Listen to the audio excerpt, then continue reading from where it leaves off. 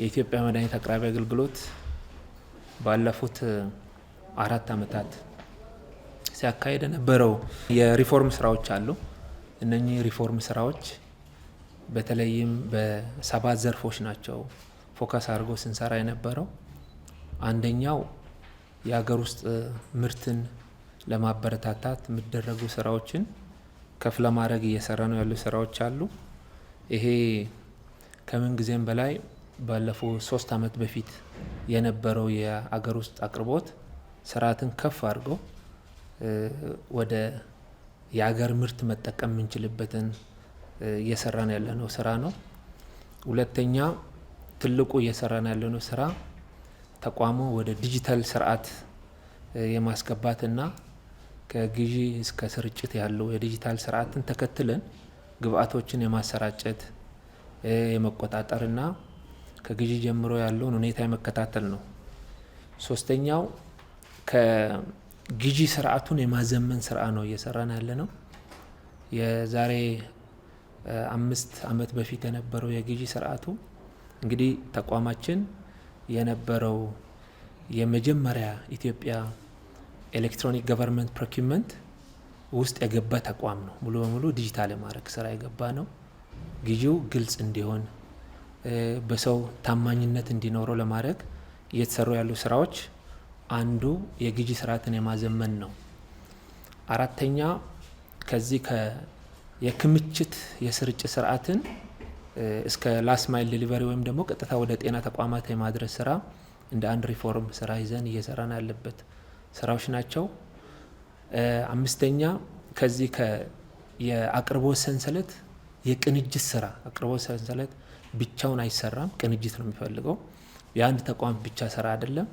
በተለይም የጉምሩክ፣ የምግብና መድኃኒት፣ የባንኮች ራሱ ተቋሙና ሌሎች ስቴክሆልደሮች ተጨምሮበት የሚደረጉ የቅንጅት ስርዓቶች ናቸው እና ይህን ቅንጅት ስርዓት ጠንካራ እንዲሆን ለማድረግ እየሰራን ያለነው ስራዎች ናቸው ማለት ነው። እንግዲህ ከነዚህ በጣም ኮር ከተባለው 5 ፖይንት ተያያዦች አሉ። የሰፖርት አድርገን የምንሰራቸው ስራዎች አሉ።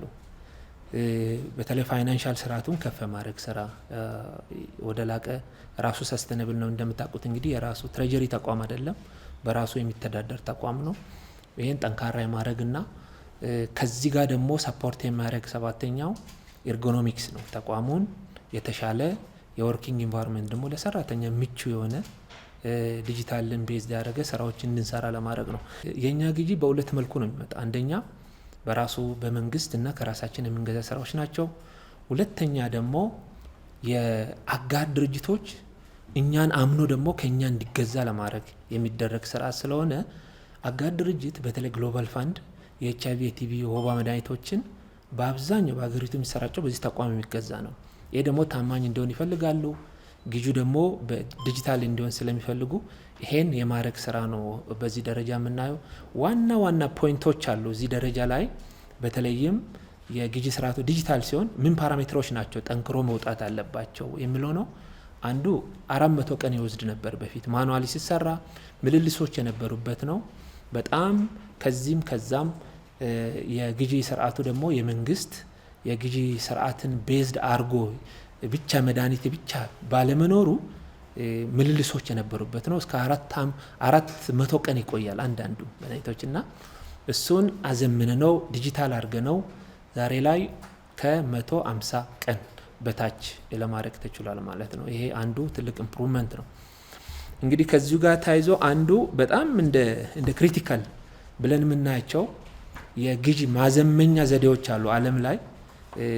የሰስፋክተሪ የሚባለው ሶርሲንግ ኢፊሽንሲ ምንለውም ደግሞ ኬት ነው የምንገዛ፣ ኬት ሀገራት ነው የምንገዛቸው ደግሞ ምን ያህል ነው እናውቃቸዋለን ወይ፣ ጥራቱ የጠበቁ ናቸው ወይ ብለን በጣም ታች አሰስ ለማድረግ ስንሄድ ከ50% በታች ናቸው በፊት። ዛሬ ላይ 95%ቱ ኬት እንዴት እንደምንገዛ ከማን እንደምንገዛ ጥራታቸው የጠበቀ መሆኑን የምናውቅበት ስርዓት ተፈጥሯል። ይሄ ደግሞ የተፈጠረው ዲጂታል ነው ማለት ነው። ሙሉ በሙሉ ዲጂታል የተፈጠረ ነው። ከዚህም የተነሳ ካስተመር በተለይ ደንበኛ አገልግሎታችን 55% ነበር። አሁን ግን 82% ደርሷል ማለት ነው። በተለይ የደንበኛ እርካታ የአቅርቦት እርካታ፣ የአቅራቢዎች በተለይ የሚያመርቱ እርካታ ፋስት ሪስፖንስ ነው የሚያገኙት። ዲጂታል ነው፣ ቅሬታ ካላቸው ዲጂታል ነው የሚያቀርቡት። ትራንስፓረንሲ በጣም ኢንሹር እያደረገ ነው። ይሄ የግልጸኝነትን ኢንሹር እያደረገ ነው። በዚህ ደረጃ ያለ ነው። ከዛ ውስጥ ሰፕላይ ሬጅስትሬሽን ወይም ደግሞ በአቅርቦት ደረጃ በቂ ተመዝጋቢዎች አሉ ወይ ብለን የዛሬ 4 ዓመት ሰርተን 27% በቂ አቅራቢ የላቸውም። 27% አንዳንድ የካንሰር መድኃኒቶችን ብትወስዱ በቂ አቅራቢ የለውም፣ የተመዘገበ የለውም። ከዛ የተነሳ 27% ብቻ ናቸው በጣም አስቸጋሪ ለማግኘት የምንቸገረው። አቅራቢ የለውም፣ እኛ ለማቅረብ እንፈልጋለን። ይሄ ደግሞ አስቸጋሪ በመሆኑ ይሄን የጋራ ጥረት አድርገ ነው እንዲመዘገቡ በማድረግ ኢትዮጵያ ፉድ ኤንድ ድራግ ላይ እንዲመዘገቡ በማድረግ ወደ 16% ዝቅ አድርገናል። ከ27 ወደ 16% ዝቅ እንዲያደርግ አድርገናል ማለት ነው። ሌላው እንግዲህ ኮስት ነው። ከዋጋ አንጻር ይሄ ተቋም በጣም ኮስቱ ተወዳዳሪ ስለሆነ ፑል ስለሆነ አንድ ላይ በማምጣቱ ኢቭን ሌሎች ዓለም አቀፍ ድርጅቶች እንደ ዩኒሴፍ፣ ግሎባል ፋንድ ከሚገዙት በጣም ያነሰ ኮስት ኢፌክቲቭ ተቋም ነው ማለት ነው። ሴቪንግ አለን። ብዙ ጊዜ እነሱ በሚሰጡን በሚደለድሉት በጀት ላይ የኛ ሴቭ ይኖራል። ያ ሴቪንግ ሲመጣ የተለያየ ሴቪንጉን ደግሞ ለተለያየ ስራ ነው የምንጠቀመው። ተመልሰን ግብአቶችን የምንገዛበት፣ ተመልሰን ተሽከርካሪዎችን የምንገዛበት ስርዓት የተፈጠረበት ነው እና ማቹሪቲ ሌቨሉ 2.9 የነበረው ወደ 5 ለማድረግ እየጣርን ነው ማለት ነው። ይሄ አንዱ በዓለም አቀፍ የተለያየ የዲጂታል ስርዓትም ላይ ውድድር አድርገናል። ዋናው ግን የአፍሪካ ሰፕላይ ቼን ኤክሰለንት አዋርድ በየአመቱ የሚካሄድ ነው። 5ኛ የአፍሪካ ሰፕላይ ቼን አዋርድ ላይ ተወዳድረን የጎልድ አዋርድ አግኝተናል። በሁለት ዘርፍ ነው። አንዱ በዚህ በግዢ እና የግዢ ስርዓትን የማዘመን ነው። ሁለተኛ የሰፕላይ ቼን ደግሞ ወይም የአቅርቦት ሰንሰለቱን የቅንጅት ስራ የሚል ነው። እሱም ፋይናሊስት ነው የሆነው። ዋና ግን የፕሮኪውመንት ኤንድ ሰፕላይ ቼን የተሻለ የፕሮኪውመንት ሰፕላይ ቼን የግዢ ስርዓቱ በማዘመን ትራንስፓረንት በማድረግ ግልጽ እንዲሆን በማድረግ በዛ ደረጃ የጎልድ አዋርድ እንድናገኝ ሆነዋል ማለት ነው። ስለዚህ ይሄ የተቋሙ ጠንካራ ሰራተኞች የጋራ ርብርብ የሰሩት ነው። እያንዳንዱን ግዢ ትራንስፓረንት እንዲሆን፣ ቅሬታዎቹ ዝቅ እንዲል ለማድረግ ሁሉም ግዢዎች በዲጂታል ስርዓት ብቻ እንዲካሄድ ለማድረግ የተደረገ ጥረት አንዱ አመላካችና ውጤቱ ነው ማለት ነው። ሌላው የሰፕላይ ቼን ኮኦርዲኔሽን ፎረም ነው። በየአመቱ ይኖረናል፣ ቅንጅት ስርዓት ይኖረናል። ከጉምሩክ፣ ከኤፍዲኤ፣ ከኢትዮጵያ አየር መንገድ እና ከኢትዮጵያ ሺፒንግ ላይንስ ጋር የሚኖረን ቅንጅነት ጠንካራ እንዲሆን ግብአት በእኛ ብቻ አናቀርብም። ኤርላይን ኢትዮጵያ አየር መንገድ በጣም ጠንካራ ሆኖ ካልተባበረ፣ ሺፒንግ ላይንስ ካልተባበረ በወቅቱ አይመጣም በየትኛው። ስለዚህ እነሱ ቅንጅት ይፈልጋል እና የዚህ ቅንጅት በየኳርተሩ በየሩብ አመቱ ቅንጅት አለን፣ እንወያያለን፣ ችግሮችን ለይተን ደግሞ በዛ ደረጃ እየፈታን የምንሄድበት ስርዓት ነው። በዛ ደረጃ ያደረግነው እና እነኚህ የዲጂታል ትራንስፎርሜሽኑን ጠንካራ ለማድረግ የቅንጅት ስርዓቱ አንዱ መነሻ በመሆን እሱን እየሰራን ነው። ዲጂታል ስርዓታችን ደግሞ ሙሉ በሙሉ የግዢ ብቻ አይደለም። አሁን ኢትዮጵያ መድኃኒት አቅራቢ አገልግሎት ሙሉ ዲጂታል የሆነው የክምችት ስርዓቱም ኢአርፒ ሙሉ በሙሉ ዲጂታል ነው።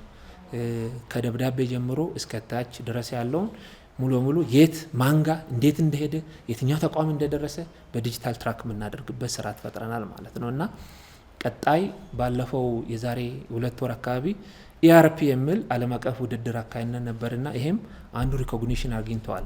ጠንክረን ከሰራን ማህበረሰቡ የት ጋር ምን ጋር መድኃኒት እንዳለ መጠቀም የሚችልበት፣ ሌሎቹ ተቋማት ለመግዛት ደግሞ የሞባይል አፕሊኬሽናቸውን ብቻ ክሊክ አድርጎ ማየት የሚችልበት ስርዓት ደግሞ ዴቨሎፕ አድርገን እየሰራን ነው እና ቀጣይ ሰርቪሱ ለተጠቃሚ ማቅረብ፣ ለተቋማት ማቅረብ፣ ላስት ማይል ዲሊቨሪ ወይም ደግሞ ቀጥታ ወደ ጤና ተቋማት የማድረስ ስራችን በፊት የነበረው ኒርሊ አሁን ወደ 75% ደርሰናል። በፊት ግብአት ከዚህ ሄዳል ቀጥታ ወደ ሀብ ደግሞ ወደ ጤና ተቋም ነው የሚያደርሰው። አንዳንድ ወረዳ ላይም ስሩ ነበር። አሁን ደግሞ ቀጥታ ጤና ተቋማትን የማድረስ ስራዎቻችንን አጠንክረን የተለያየ የቀዝቃዛ ሰንሰለት ሌሎችንም አብሮ የምናደርስበትን ስርዓት ፈጥረን እየሰራን ያለንበት ሁኔታ ነው ያለው። እነኚህ ዋና ፖይንቶች ናቸው ለእናንተ መግለጽ የምፈልገው። ይሄ የአፍሪካ ሰፕላይ ቼን ኤክሰለንስ አዋርድ ጎልድ አዋርድ የኢትዮጵያ መድኃኒት አቅራቢ አገልግሎት ሰንሰለቱ የአፍሪካ ደረጃ ጠንካራ ተቋም እንግዲህ ራዕያችን ምንድነው? በ2030 በአፍሪካ ፈጣንና ምላሽ ሰጪ ተቋም ለመፍጠር ነው እየሄድን ያለነውና ይሄን ለማሳካት አንድ እርምጃ ወደፊት የሚወስደን ሽልማት ነው ብዬ ነው የሚወስደው።